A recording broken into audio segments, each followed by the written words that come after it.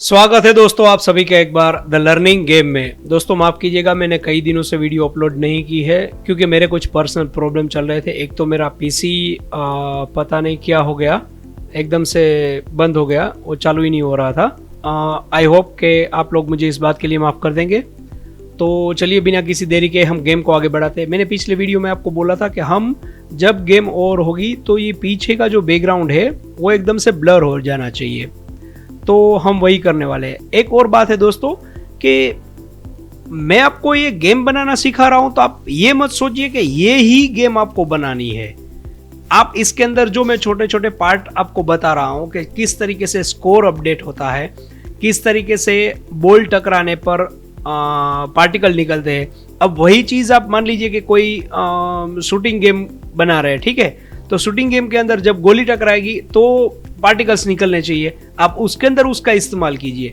तो यहाँ पे मैं जो आपको सिखाऊं उसका इस्तेमाल आप कोई और गेम बनाने में जरूर करें, तभी आप सीख पाएंगे कि ये चीज़ क्या है। तो मैं ऐसी गेम बनाता हूँ जिसके अंदर तकरीबन सारी चीज़ें आ जाती हो, जिसके अंदर स्कोर अपडेट आ जाता हो, जिसके अंदर पार्टिकल इफेक्ट आती हो, और एक स्क्रिप्ट के अंदर से दूसरी स्क्रिप्ट को किस तरीके से कॉल करवाया जाए, स्कोर किस तरीके से मोबाइल के अंदर स्टोर करवाया जाए, ये सब कुछ मैं आपको सिखाता हूँ। तो ये सारी चीज़ें आपको इस्तेमाल करनी है दूसरी गेम में, जो आप कोई भी गेम बनाना चाहते हो उसके अंदर। अब देखिए मैं आज आपको ये सिखाने वाला हूँ कि जब गेम ओवर हो जाए तो पीछे का बैकग्राउंड एकदम से ब्लर हो जाना चाहिए, वो देखने में बहुत ही अच्छा लगता है। तो यही चीज़ आप किसी और गेम के अंदर भी कर सकते हो। जैसे कि मान लीजिए कि आप शूटिंग की कोई गेम बना रहे हो, ठीक है, और प्लेयर को एनिमी शूट कर देता है, जब प्लेयर मर जाता है तब बैकग्राउंड एकदम से ब्लर हो जाना चाहिए। या फिर हमने जो एंडलेस रनर गेम बनाई थी, जब वो उसके अंदर रनर है वो गिर जाता है या मॉन्स्टर के साथ टकरा जाता है, तो उस वक्त बैकग्राउंड ब्लर हो जाना चाहिए और हमारा सिर्फ स्कोर बोर्ड आगे दिखाई देना चाहिए। तो ये सब देखने में बहुत ही ब्यूटीफुल लगता है और ये सब अगर आप करेंगे तो आपकी गेम की वैल्यू बढ़ जाएगी। तो चलिए हम आगे बढ़ते हैं। अब दोस्तों यहाँ तक तो आपने गेम बनाई ली होगी, आपको कोई प्रॉब्लम नहीं आई होगी, ये मैं मान लेता हूँ। चलिए यहाँ पे राइट क्लिक करके आपको एक कैनवास ले लेना है। अब मैंने आपको पहली बार जब कैनवास लिया था तभी मैंने आपको बताया था कि इसके अंदर हम दो कैनवास का इस्तेमाल करेंगे। एक यहाँ पर हम गेम कैनवास का इस्तेमाल करेंगे और एक यहाँ पे हम UI कैनवास का इस्तेमाल करेंगे। तो आपको इसका नाम दे देना है UI कैनवास। अब आपको मैं दिखाता हूँ, ये जो UI कैनवास है वो इतना बड़ा है और उसके बाद में यहाँ पर हमारी जो गेम है वो इतनी सी छोटी है यहाँ पर। तो आपको इस बात की टेंशन लेने की ज़रूरत नहीं है कि ये साइज़ में कितना बड़ा है, ठीक है, तो ये इतनी बड़ी साइज़ में रहेगा, ये देखिए। अब आपको वापस यहाँ पे आ जाना है और यहाँ पे स्केल विथ स्क्रीन साइज करना है और यहाँ पे आपको एक रेफरेंस देना है। हमने 1080 और 9020 दिया था और उसके बाद में यहाँ पर 0.5 कर देना है। ये सब कुछ कैसे करना है, क्यों करना है, ये मैं पहले ही आपको बता चुका हूँ, इसलिए मैं इसके अंदर ज़्यादा समय नहीं लूँगा। अब UI कैनवास के ऊपर राइट क्लिक करके आपको एक यहाँ से इमेज ले लेनी है और उस इमेज का नाम दे देना है ब्लर। यहाँ पे क्लिक करना है, सिंगल क्लिक, और उसके बाद में अल्ट बटन दबा के ये जो बॉटम राइट कॉर्नर में जो आपको दिखाई दे रहा है उसके ऊपर आपको क्लिक कर देना है। तो इससे क्या होगा कि कैनवास की जो भी साइज रहेगी ये अपने आप सेट कर लेगा।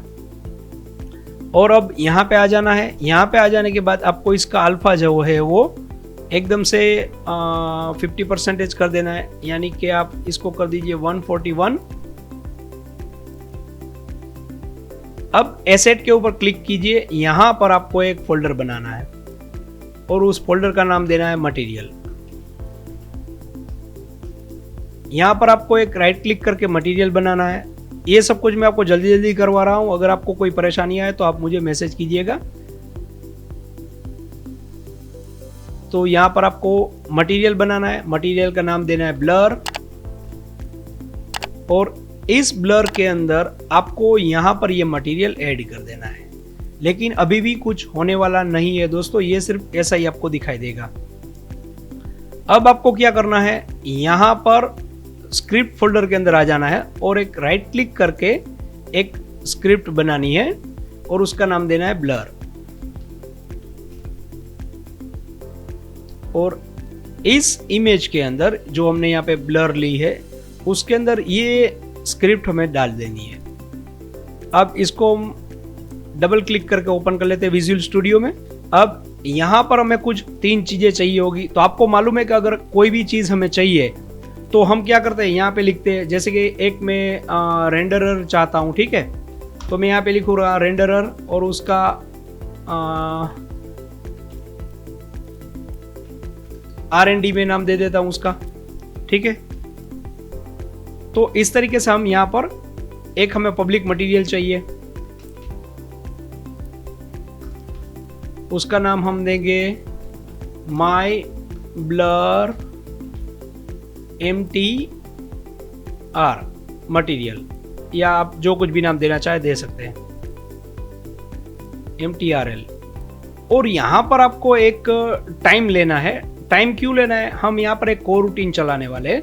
तो को रूटीन के अंदर अगर आपको टाइम सेट करवाना है तो मैं यहाँ पे लेने वाला हूँ। किस तरीके से लेने वाला हूँ चलिए मैं आपको दिखा देता हूँ। डायरेक्टली आप इसके अंदर भी कर सकते हैं, लेकिन ये एक नया तरीका है, आप सीख लीजिए कि इस तरीके से आप कर सकते हो। क्योंकि मैंने अब तक जो सिखाया उसके अंदर हर बार मैं अलग अलग तरीके से आपको चीज़ें लिखना और स्क्रिप्ट राइटिंग सिखाता हूँ। तो इसका इस्तेमाल आप अलग अलग जगह पे कीजिएगा, जो भी आपको सही लगे उसका इस्तेमाल आप कीजिएगा।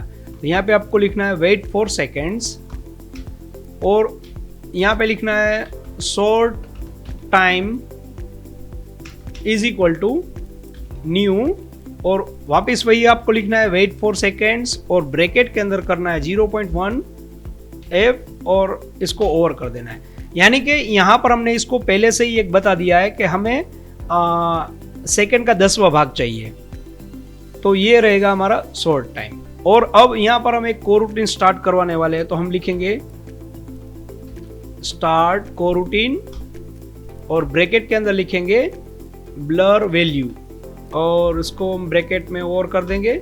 अब यहाँ पे आपको एरर दिखाई दे रही होगी क्योंकि हमने ये को रूटीन बनाया नहीं है, तो इसको हम यहाँ से कॉपी करते हैं और उसके बाद में हम क्या करेंगे, यहाँ पे लिखेंगे IE। आप इतना कैपिटल में लिखेंगे तो यहाँ पर एक ऑप्शन आ जाएगा, ये थर्ड वाला ऑप्शन आप सिलेक्ट कर लीजिए। उसके बाद में यहाँ पे ये जो नाम है उसे आप पेस्ट कर दीजिए, ब्रैकेट कीजिए और उसके बाद में कर्ली ब्रैकेट। अब यहाँ पर फिर भी आपको एरर दिखाई दे रही होगी क्योंकि यहाँ पर हमें कुछ रिटर्न देना पड़ेगा। फिलहाल इसको हम ऐसे ही छोड़ देंगे। इसके अंदर हमें कुछ वैल्यू लेनी है, तो वो वैल्यू किस तरीके से लेनी है और कहाँ से लेनी है उसके लिए आपको आ जाना है यूनिटी पर। अब यहाँ पर आपको कंसोल में भी कुछ एरर दिखाई दे रही होगी, तो कोई बात नहीं, आप टेंशन मत लीजिएगा, वो ठीक हो जाएगी। अब ये जो मटेरियल फोल्डर है उसके अंदर आपको राइट क्लिक करके यहाँ पर एक शेडर बनाना है। अब देखिए मटेरियल के अंदर अलग अलग शेड होते हैं, चलिए मैं यहाँ पर आपको दिखाता हूँ। ये देखिए यहाँ पर एक स्टैंडर्ड है जिसके अंदर से आप अलग अलग यहाँ पर कोई भी ले सकते हो, जैसे कि मोबाइल है, नेचर है, UI है, VR है, कस्टम है। तो हम जो इस्तेमाल करने वाले वो कस्टम इस्तेमाल करने वाले। तो फिलहाल बाय डिफॉल्ट स्टैंडर्ड रहता है। अब स्टैंडर्ड के अंदर क्या होता है ये देखिए, यहाँ पर मैं आपको दिखाता हूँ। यहाँ से आप 4 तरीके के ले सकते हैं, एक ट्रांसपेरेंट ले सकते हैं, फेड ले सकते हैं। तो और यहाँ पर ये देखिए उसका जो सोर्स रहता है वो मेटालिक है। आप जितनी उसकी स्मूथनेस बढ़ाएंगे या घटाएंगे उसके हिसाब से मेटालिक इफेक्ट इसकी काम करेगी। तो फिलहाल इसको ये मटेरियल के अंदर ज़्यादा डीप में मैं नहीं जाऊँगा, तो मटेरियल के अंदर ज़्यादा डीप में मैं नहीं जाऊँगा क्योंकि इसके ऊपर एक अलग से लेक्चर बनाना पड़ेगा, तब जाके आपको समझ में आएगा। और अभी आप लोग बिगनर हो तो मैं ज़्यादा शेडर के बारे में भी आपको समझाऊंगा नहीं तो आप मतलब आपको समझ में कुछ नहीं आएगा कि ये क्या हो रहा है। तो एक्चुअली एक शेडर होता है, तो आपको राइट क्लिक करके यहाँ से एक शेडर लेना है, क्रिएट शेडर के अंदर जाना है और आपको ये फर्स्ट वाला यहाँ से सिलेक्ट कर लेना है। अब इसका नाम आपको दे देना है TLG यानी कि द लर्निंग गेम और ब्लर। ये हम नेक्स्ट यहाँ पर शेडर बनाया है, ठीक है। अब हम जो कुछ भी करेंगे वो इसके अंदर करेंगे। अब ये मटेरियल है उसके अंदर हमें ये शेडर इस्तेमाल करना है। यहाँ पर स्टैंडर्ड शेडर हमने इस्तेमाल किया है, ये देखिए यहाँ पर। तो उसकी बजाय हम क्या करेंगे, हमारा खुद का बनाया हुआ शेडर इस्तेमाल करेंगे। तो इसके लिए आपको क्या करना पड़ेगा, यहाँ से क्लिक करना है और कस्टम के अंदर एक बार क्लिक करना है। कस्टम के अंदर क्लिक करेंगे तो ये जो हमने यहाँ पे बनाया है वो आपको यहाँ पे मिल जाएगा। अब इसके ऊपर आपको TLG ब्लर के ऊपर आपको क्लिक कर देना है। अब यहाँ से आप इसकी कुछ वैल्यू बढ़ा सकते हैं, घटा सकते हैं, ऐसा कुछ कर सकते हैं। इसके अंदर स्मूथनेस, मेटालिक इफेक्ट, ये सब कुछ कर सकते हैं आप। तो ये एक्चुअली दिखता कैसा है, चलिए मैं आपको दिखा देता हूँ। इसके ऊपर डबल क्लिक करेंगे तो ये ओपन हो जाएगा विजुअल स्टूडियो में। अब यहाँ से ये देखिए इसकी प्रॉपर्टी कुछ होती है, जिसके अंदर यहाँ से कलर होता है, मेन टेक्स्ट होता है, ग्लोसीनेस होता है, मेटालिक होता है, ये सब कुछ यहाँ से सेट करना होता है। जैसे कि कलर है तो फिलहाल यहाँ पर 111 और 1 है, तो इसका मतलब ये हुआ कि RGB और ये अल्फा है। तो अल्फा जो है वो 100% है और बाकी के कलर जो है वो भी 100% है, यानी कि ये वाइट दिखाई देगा कलर। तो उसी तरीके से बाकी का भी ये काम करता है। चलिए मैं शेडर क्या है वो मैं आपको दिखाता हूँ। शेडर के अंदर क्या रहता है, यहाँ पे हमें कुछ पहले टैग डिक्लेयर करने होते हैं, तो यहाँ पर ये बाय डिफॉल्ट डिक्लेयर किए हुए हमें मिल जाएंगे। और उसके बाद में बाकी ये सब कुछ टारगेट है, इनपुट है, ये सब कुछ यहाँ से आप सेट कर सकते हो। तो फिलहाल मैं क्या करूँगा, हमें इन सब की कोई रिक्वायरमेंट नहीं है। एक्चुअली है रिक्वायरमेंट, लेकिन आप क्या कीजिए, यहाँ तक इसको डिलीट कर दीजिए।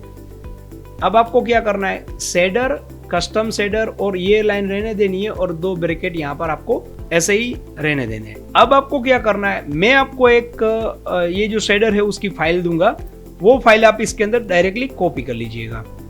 कौन सी फाइल कॉपी करनी है मैं आपको बता देता हूँ। ये देखिए यहाँ पर मैंने पहले से ही ये जो है ब्लर इफेक्ट वाला मैंने यहाँ पे शेडर बना के रखा है।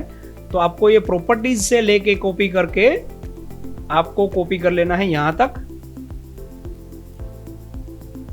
आखिरी वाला ब्रैकेट आपको नहीं लेना है और इन 2 ब्रैकेट के बीच में आपको यहाँ पर इसको पेस्ट कर देना है।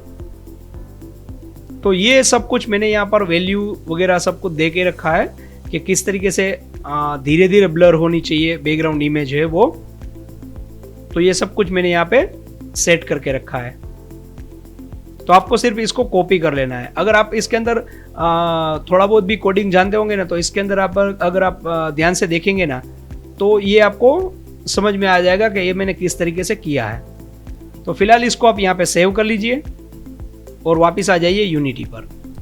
अब ये जो इमेज है इसके अंदर यहाँ पे हमने एक जो ब्लर मटेरियल है वो हमें लेना है। तो हमने शायद यहाँ पे पब्लिक डिक्लेयर नहीं किया है, नहीं इसको मैंने पब्लिक डिक्लेयर किया, लेकिन ये एरर है उसकी वजह से वो सेव नहीं हो पा रही है। अब हमें क्या चाहिए, यहाँ पे मैं आपको दिखाता हूँ। ये जो मैंने यहाँ पे साइज लिया है, ठीक है, उसके अंदर मैंने यहाँ पे एक रेंज दे के रखी है। तो रेंज मैंने क्या दी है, 0 से लेके 20 तक दी है। फिलहाल उसकी बाय डिफॉल्ट वैल्यू मैंने यहाँ पे 1 करके रखी है। तो ये आपको कहाँ पर देखने को मिलेगी, जब हम ये मटेरियल यूज कर रहे हैं। तो मैं आपको दिखाता हूँ, मटेरियल के ऊपर आ जाइए। ये जो मटेरियल है यहाँ पर ये देखिए ये साइज है, ठीक है। तो ये साइज यहाँ से अगर आप बढ़ाओगे तो आप नीचे यहाँ पर देख सकोगे। ये देखिए यहाँ पर मैं आपको थोड़ी स्क्रीन बड़ी करके दिखाता हूँ। ये देखिए यहाँ पर ब्लर इफेक्ट अभी 1 है, तो ये इतना ब्लर दिखाई दे रहा है। जैसे ही इसकी हम साइज बढ़ाएंगे तो ये कुछ इस प्रकार दिखना शुरू हो जाएगा। तो मेरे ख्याल से ये अगर मैं इतना बढ़ाता हूँ, हाँ देखिए अभी 7 तक मैं पहुँचा हूँ, तो मुझे बिल्कुल सही तरीके से ब्लर इफेक्ट यहाँ पर मिल रही है।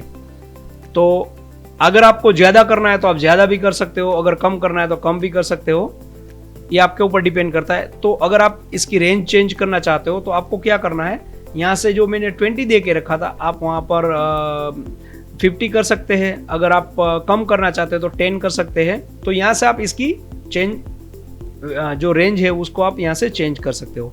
तो फिलहाल इसको आप ऐसे ही छोड़ दीजिए। अब इस साइज को हमें चेंज करवाना है स्क्रिप्ट के थ्रू। कौन सी स्क्रिप्ट के थ्रू, जो ब्लर इफेक्ट वाली स्क्रिप्ट हमने यहाँ पे बनाई है, उसके अंदर ये साइज हमें चेंज करवानी है। तो मैं क्या करवाऊंगा, एकदम से धीरे धीरे ब्लर होगा तो बहुत ही अच्छा लगेगा। चलिए मैं आपको करके दिखाता हूँ। ये देखिए ये है, और डायरेक्टली अगर ये इतना ब्लर होता है, मान लीजिए अब इतना क्लीन है और उसके बाद में तुरंत ऐसे ब्लर हो जाएगा तो अच्छा नहीं लगेगा। तो इसके लिए मैं क्या चाहता हूँ कि इसको मैं धीरे धीरे ब्लर करूँ। मान लीजिए कि ये क्लीन दिख रहा है, उसके बाद में धीरे धीरे धीरे धीरे करके ऐसे ब्लर होना चाहिए। तो ये जो वैल्यू है वो हम इस स्क्रिप्ट के द्वारा चेंज करवाएंगे। अब आपको समझ में आ गया हम क्या करने वाले हैं। तो चलिए मैं यहाँ पे कुछ लिखूंगा। यहाँ पे हमें तो पहले एक फॉर लूप चाहिए, और फॉर लिखने के बाद 2 बार टैब दबा दीजिए तो यहाँ पर आपको एक लूप मिल जाएगा। अब इसके अंदर यहाँ पे जो लेंथ लिखा है वहां पर आपको वैल्यू डालनी है। कौन सी वैल्यू? जितनी भी वैल्यू आप यहाँ पे लास्ट में करना चाहते हैं वो वाली वैल्यू। मान लीजिए यहाँ पे मैं 7 करना चाहता हूँ, या 6 करना चाहता हूँ, या 10 करना चाहता हूँ, 12, 15, जो कुछ भी आप करना चाहते हो वो आपको लिखना है यहाँ पे। तो मैं यहाँ पे लिख देता हूँ, मान लीजिए मैंने यहाँ पे 6 लिख दिया, ठीक है। और उसके बाद में अगर आपको सिंपली एक चीज करनी है, ये जो साइज है उसको आपको चेंज करवाना है। उसके लिए आपको क्या लिखना है, यहाँ पे जो हमने मटेरियल दिया है माई ब्लर मटेरियल, उसको आपको यहाँ पे लिखना है माई ब्लर मटेरियल डॉट। अब इसके अंदर हमें इंटीजर सेट करवाना है, तो आपको लिखना है सेट INT, यानी कि सेट इंटीजर। और कौन सा इंटीजर हमें सेट करवाना है? जो हमने यहाँ पे लिया है। अगर यहाँ पे मैं अगर साइज की जगह पे माई साइज लिख दूँ या फिर ब्लर साइज लिख दूँ, तो आपको यहाँ पे जो कुछ भी आपने लिखा है वही आपको यहाँ पर लिखना है। तो मैं यहाँ पे इसको लिख देता हूँ साइज, और उसके बाद में आपको कोमा करना है। और साइज क्या होनी चाहिए? ये जो आई वैल्यू है वो होनी चाहिए।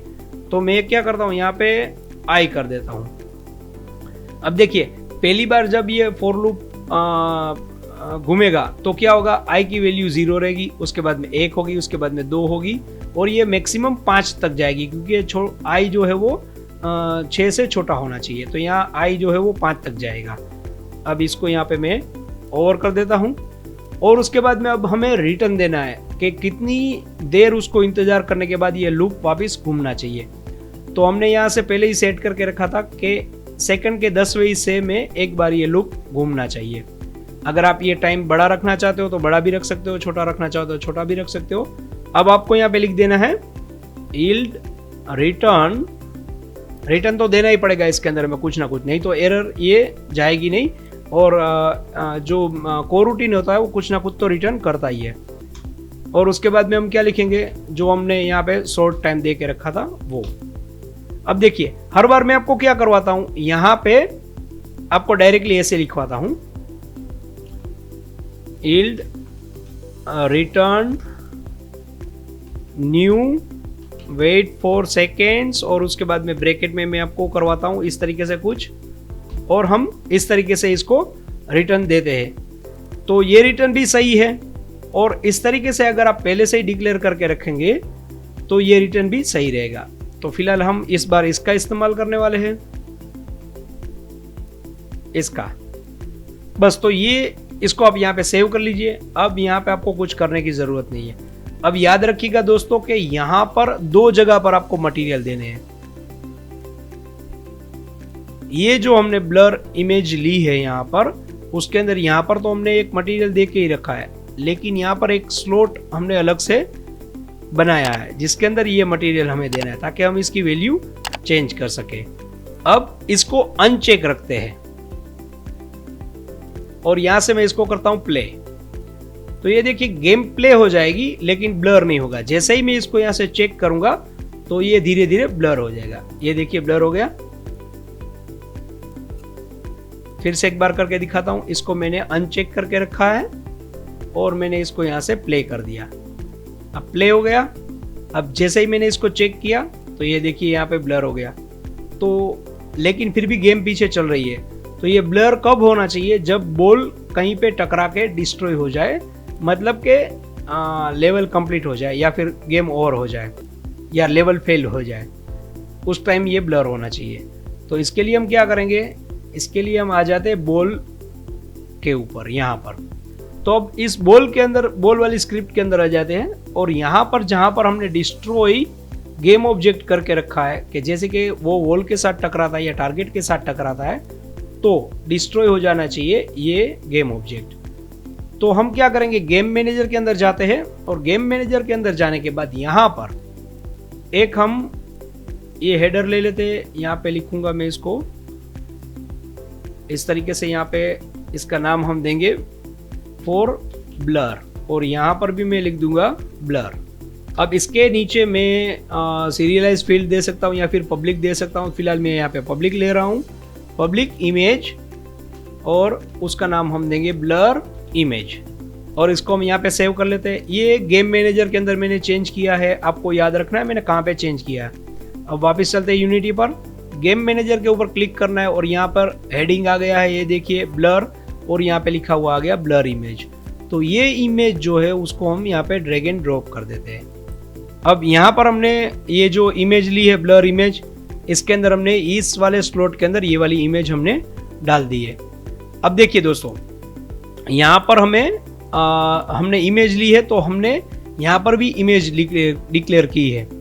तो एक्चुअली होता क्या है कि यहाँ पर मान लीजिए अगर आपने कुछ टेक्स्ट ली है, ठीक है, यहाँ पर मैं अगर यहाँ यूआई में जाके टेक्स्ट में स्प्रो लेता हूँ या टेक्स्ट लेता हूँ, तो आपने यहाँ पे जो भी ऑब्जेक्ट बनाया है उसी ऑब्जेक्ट को आप यहाँ पे डिक्लेयर करेंगे तो ही आप उस वाले स्लॉट के अंदर इसको डाल सकते हो। तो ये जो गेम मैनेजर है यहाँ पर इस स्लॉट में हम ये इमेज डाल सके। लेकिन एक चीज़ ऐसी होती है जिसके अंदर कुछ भी आप डाल सकते हो, वो होता है गेम ऑब्जेक्ट। तो यहाँ पर जो मैंने इमेज ली है उसकी जगह पे मैं क्या करूँगा, यहाँ पे करूँगा गेम ऑब्जेक्ट। अब ये देखिए दोस्तों, मैं आपको ये बता रहा हूँ, ठीक है, अगर आपने मुझे कॉपी करना है तो आपको क्या होगा कि ये आपने यहाँ पे इमेज लिख दिया होगा और उसके बाद में सेव करके आपने कुछ ट्राई भी कर दिया होगा, फिर आपको एरर आएगी। इसीलिए मैं हमेशा कहता हूँ कॉपी पेस्ट मत कीजिए, मैं जो समझाऊँ उसको आप ठीक से समझिए। तो ये यहाँ पर आपको मिल गया गेम ऑब्जेक्ट। अब गेम ऑब्जेक्ट के अंदर भी आप इसको डाल सकते हो इमेज को। पहले मैं इसको यहाँ पे सेव कर लेता हूँ, और यहाँ पर एरर कुछ आ रही थी वो चली गई है, आप देख सकते हो। तो ये कुछ एरर जब भी आए तो आप कंसोल में एक बार देख लीजिएगा क्या एरर आ रही है। अब ये देखिए यहाँ पे गेम ऑब्जेक्ट आप डालने के लिए बोल रहे हैं, तो इसके अंदर मैं कुछ भी डाल सकता हूँ। यहाँ से ये इमेज भी मैं डाल सकता हूँ। अगर मैं यहाँ पे एक एम्प्टी ऑब्जेक्ट लेता हूँ, ठीक है, तो ये एम्प्टी ऑब्जेक्ट मैं इसके अंदर डाल सकता हूँ। तो अगर आपने गेम ऑब्जेक्ट लिया है तो इसके अंदर आप कुछ भी डाल सकते हो, लेकिन पर्टिकुलरली आपने डिक्लेयर किया है कि आपको इमेज ही चाहिए तो आप इमेज ही डाल सकेंगे। अगर आपने डिक्लेयर किया है यहाँ पे मुझे सिर्फ टेक्स्ट चाहिए, जैसे कि ये टाइमर टेक्स्ट है, ठीक है, तो इसके अंदर ये वाली इमेज में नहीं डाल सकता। ये देखिए इसके अंदर सिर्फ टेक्स्ट ही जाएंगे। तो ये सब कुछ आपको ध्यान में रखना चाहिए कि यहाँ पर इसका इस्तेमाल क्या है। और ये जो विंडो है उसको इंस्पेक्टर विंडो कहते हैं। तो चलिए ये इसके अंदर मैं डाल देता हूँ ब्लर इमेज। अब हम आ जाते हैं यहाँ पर वापिस गेम मैनेजर स्क्रिप्ट के अंदर हूँ, मैं आपको दिखा रहा हूँ, और अपडेट के नीचे हम आ जाते हैं और हम क्या करेंगे, यहाँ पर एक पब्लिक फंक्शन बना लेते हैं, पब्लिक वॉइड। और ये पब्लिक में क्यों बना रहा हूँ, क्योंकि ये बोल स्क्रिप्ट के अंदर से हमें ये वाले फंक्शन को एक्सेस करवाना है। तो यहाँ पे हम क्या करेंगे, सेट एक्टिव ब्लर, और इसको मैं यहाँ पे ओवर कर देता हूँ। अब सिंपली ये जो इमेज हमने यहाँ पे ली है उसको मैं एक्टिव करवाना है, यानी कि ब्लर इमेज यहाँ से हम एक्टिव करवा देते हैं। आपको वीडियो थोड़ी लंबी लग रही होगी और ऐसा लग रहा होगा कि सर इसके अंदर बहुत सारा लेक्चर कर रहे हैं, लेकिन ये आपको समझना जरूरी है। अगर आप समझोगे तो कोई भी गेम बना लोगे, अगर आप समझोगे नहीं तो जितनी गेम मैं बनाऊंगा उसकी 50% ही आप बना पाओगे, क्योंकि कॉपी पेस्ट करोगे तो एरर तो आने ही वाली है। तो चलिए यहाँ पे मैं लिखता हूँ, यहाँ पे मैंने क्या नाम दे के रखा था, ब्लर इमेज।